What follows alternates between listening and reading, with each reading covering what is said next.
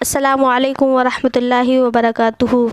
الحمدللہ وحدہ والصلاۃ والسلام علی من لا نبی بعدہ وبعد۔ اعوذ باللہ من الشیطان الرجیم، بسم اللہ الرحمن الرحیم۔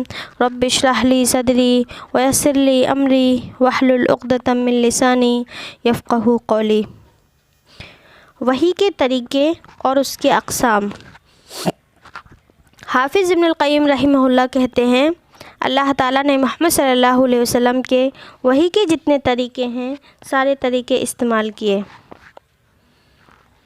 مثلاً سچا خواب۔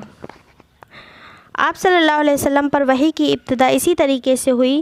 عائشہ رضی اللہ تعالیٰ عنہ کی روایت میں ہے، رسول صلی اللہ علیہ وسلم پر وحی کی ابتدا سچے خوابوں سے ہوئی۔ آپ صلی اللہ علیہ وسلم جو خواب بھی دیکھتے وہ روز روشن کی طرح واضح ہو جاتا۔ اسی طرح کبھی فرشتہ رسول صلی اللہ علیہ وسلم پر ظاہر ہوئے بغیر آپ کے دل و دماغ میں کوئی چیز ڈال دیتا۔ خود نبی کریم صلی اللہ علیہ وسلم نے ارشاد فرمایا، روح القدس نے میرے دل میں یہ ڈالا کہ کوئی شخص اس وقت تک فوت نہیں ہوتا جب تک وہ اپنا پورا رزق حاصل نہیں کر لیتا۔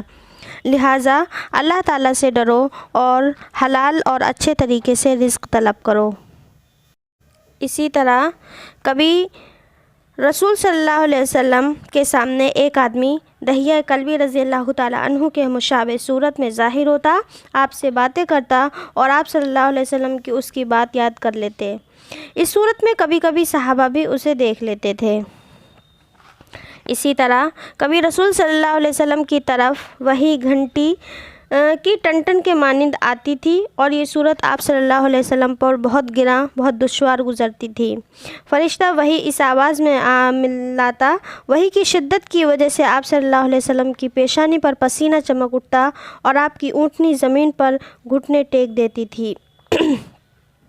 اسی طرح کبھی رسول صلی اللہ علیہ وسلم فرشتوں کو اس کی اصلی صورت میں دیکھتے اور وہ آپ پر اللہ تعالیٰ کے حکم کے مطابق وحی کرتا۔ ایسا صرف 2 مرتبہ ہوا، سورہ نجم میں صراحت موجود ہے۔ اسی طرح اللہ تعالیٰ نے اس وقت آپ صلی اللہ علیہ وسلم پر بغیر کسی واسطہ وحی کی جب شب معراج میں آپ آسمانوں کے اوپر تھے۔ اس وقت اللہ تعالیٰ نے 5 نمازیں فرض کیں اور مزید باتیں بھی ہوئیں۔ اللہ تعالیٰ کا فرشتے کے بغیر کسی واسطے کے بغیر کلام کرنا بالکل ویسے ہے جیسے اللہ تعالیٰ نے موسیٰ علیہ السلام سے براہ راست ہم کلام ہوا۔ موسیٰ علیہ السلام کی یہ منزلت قرآن کی صریح عبارت سے ثابت ہے۔ فرمایا، وَكَلَّمَ اللَّهُ مُوسَىٰ تَكْلِيمًا، اور اللہ نے موسیٰ علیہ السلام سے واقعی کلام کیا۔ یہ اعلی مرتبہ ہمارے نبی کریم صلی اللہ علیہ وسلم کو معراج کی رات حاصل ہوا۔ آپ صلی اللہ علیہ وسلم نے ارشاد فرمایا، پھر مجھے اور اونچا لے جایا گیا حتیٰ کہ ایک مقام پر پہنچا جہاں مجھے قلموں کی سرسراہٹ سنائی دیتی تھی۔ نمازوں کی تعداد میں تخفیف کے لیے بار بار اوپر جانے سے بھی یہی سمجھ میں آتا ہے کہ اس وقت اللہ تعالیٰ رسول صلی اللہ علیہ وسلم سے براہ راست کلام تھا۔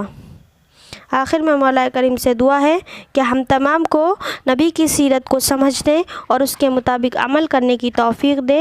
مولا کریم زیادہ سے زیادہ عمل صالح کی توفیق دے، آمین ثم آمین۔ السلام علیکم ورحمۃ اللہ وبرکاتہ۔